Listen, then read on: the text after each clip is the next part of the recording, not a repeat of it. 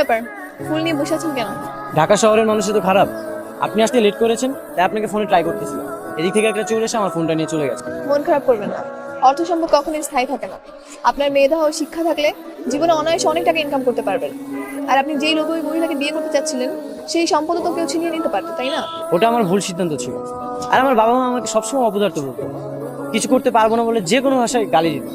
তাই আমি এই ডিসিশন নিচ্ছি। আরে বাবা মা বকা দিক বা গালি দিক, তারা কখনোই সন্তানের খারাপ কিছু চায় না।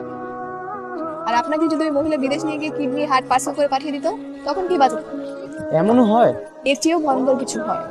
লাইফে কখনো শর্টকাট পথ খুঁজবেন, কষ্ট করে বড় হন, তাহলে অনেক কিছু পাবেন, যেটা আল্লাহ ছাড়া কেউ কেড়ে নিতে পারবে না।